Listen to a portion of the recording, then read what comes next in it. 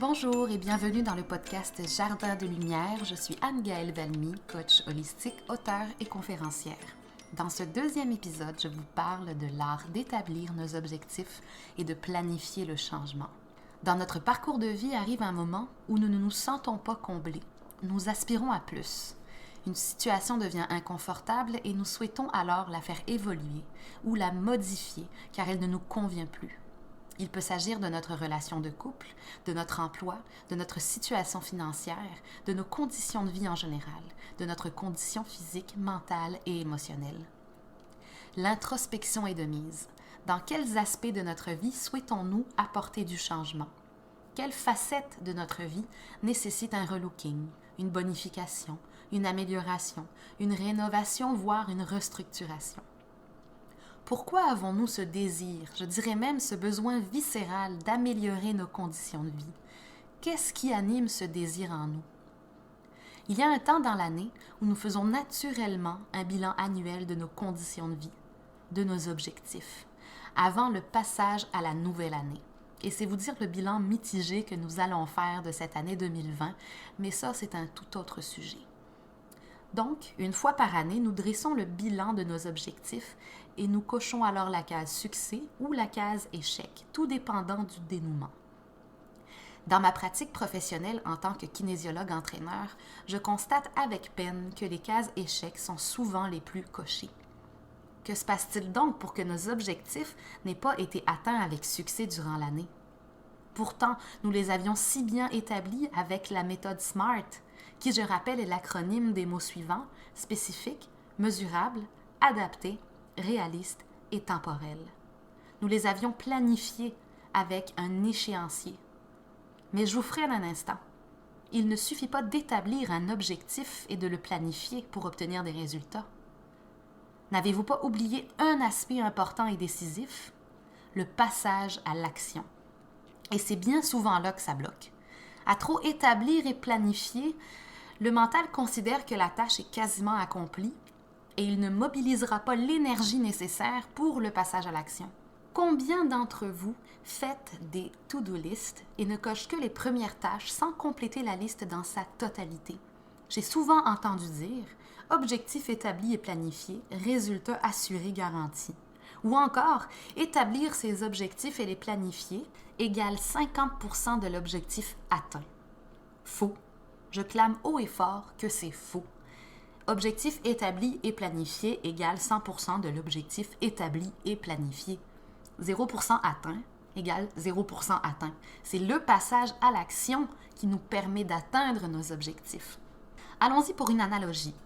Je prévois une sortie en montagne, une randonnée de plusieurs dizaines de kilomètres à réaliser sur 2 jours et qui comprend une nuit de camping sauvage.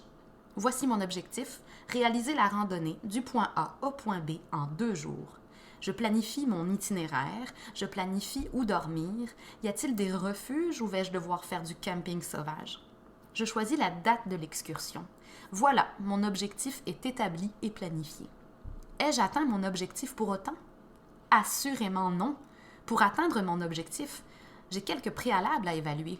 Mon équipement, ma nourriture, ma condition physique, les conditions météorologiques, l'état de mon véhicule pour m'amener au départ du sentier, et j'ai des actions à poser. Réserver ma place au refuge, acheter ma nourriture, acheter de l'équipement qui me manque, m'entraîner pour être capable de réaliser cet effort physique. Ultimement, enfin prête, bien équipée et entraînée, je devrais me rendre à la dite montagne et commencer mon ascension. Faisons place à la réflexion. Lorsqu'un objectif n'est pas atteint, analysons les raisons éventuelles de notre échec.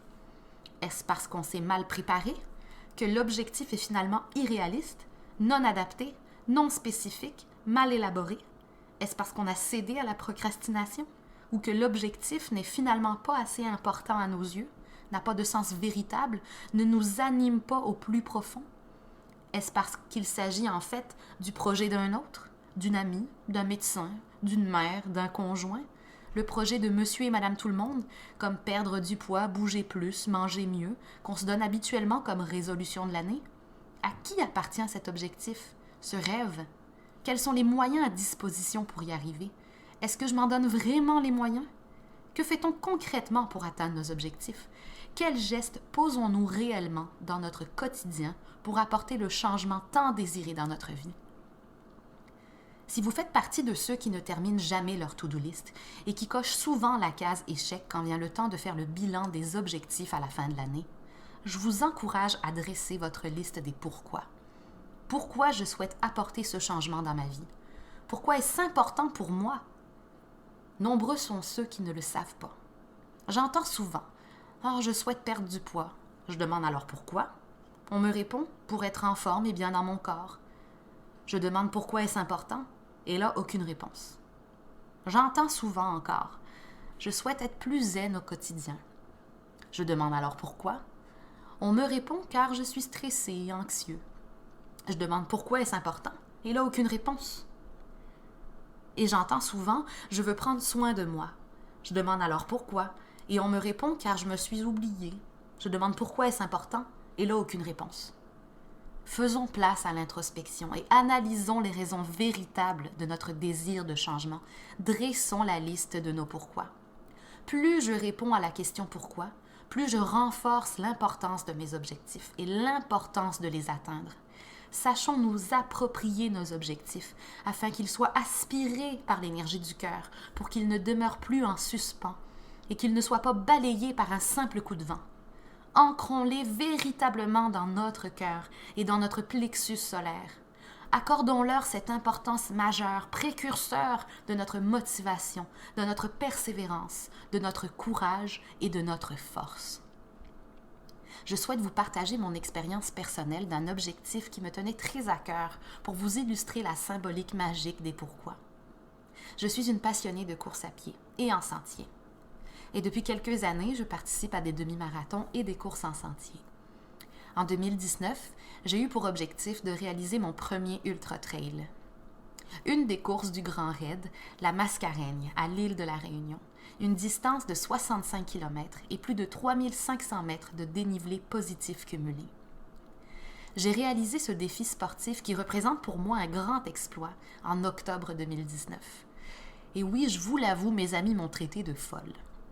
D'ailleurs, la course mythique à laquelle je prenais part est surnommée la Diagonale des Fous, et je n'étais certainement pas la plus folle d'entre eux, car des milliers de personnes s'étaient attaquées à la grande traversée de la Réunion, soit 170 km et plus de 9000 mètres de dénivelé positif cumulé. Et on m'a demandé alors, « Mais pourquoi veux-tu faire ça? » Eh bien parce que je suis convaincue que j'en suis capable. Et pourquoi? Parce que j'ai déjà fait preuve d'endurance, de force et de persévérance dans d'autres épreuves sportives. Pourquoi? Parce que je sais que c'est réaliste. Pourquoi? Parce que je vais m'entraîner pour cette grande épreuve. Pourquoi? Parce que je cultive l'autodiscipline depuis mon plus jeune âge. Pourquoi? Parce que c'est une valeur importante pour moi. Parce que grâce à cette discipline, on peut réaliser de grandes choses. Pourquoi? Parce que j'aime me donner de nouveaux défis. Pourquoi? Parce que je souhaite me dépasser physiquement et mentalement. Parce que je ne souhaite pas rester sur mes acquis. Je souhaite sortir de ma zone de confort. Pourquoi? Parce que c'est ainsi qu'on évolue dans la vie et qu'on progresse vers une meilleure version de soi-même. Pourquoi? Parce que c'est ce qui m'anime au plus profond. Pourquoi? Parce que courir est une de mes passions. Parce que lorsque je cours, je me sens pleinement en vie. Parce que je me connecte à mon corps et à la nature. Et c'est important pour moi d'être en reliance avec ce qui est vivant. Pourquoi? Parce que je suis un être de lumière, vivant une expérience terrestre. Et parce que je souhaite que cette expérience terrestre soit des plus passionnantes. Pourquoi? Parce qu'on n'a qu'une vie, ici et maintenant, et que je suis convaincue que tout le monde, sans exception, a le potentiel de réaliser ses rêves, même les plus fous. Se donner l'opportunité de réaliser et d'atteindre nos objectifs, c'est se donner le droit d'exister et d'avoir de la valeur. Peut-être est-ce le manque d'estime de soi qui empêche la réalisation de nos objectifs? Nous leur donnons peu de valeur parce que nous ne nous donnons pas une juste valeur. Alors je m'adresse à chacun d'entre vous personnellement et ma question est la suivante.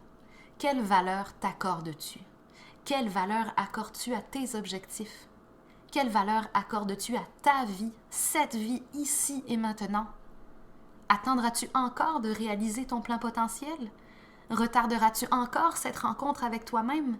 Reporteras-tu encore le déploiement de la meilleure version de toi-même? Pour combien de temps encore vas-tu mettre ta vie en attente, tes projets, tes rêves, tes objectifs, tes envies, tes désirs et tes souhaits? Va vers toi et rédige ta liste des pourquoi. Retrouve cette étincelle au niveau de ton plexus solaire. Retrouve cette magie dans ton cœur. Reconnecte-toi à ta véritable valeur, car tu es inestimable. Tu es un être d'exception et tu mérites d'atteindre tes objectifs et réaliser ton plein potentiel.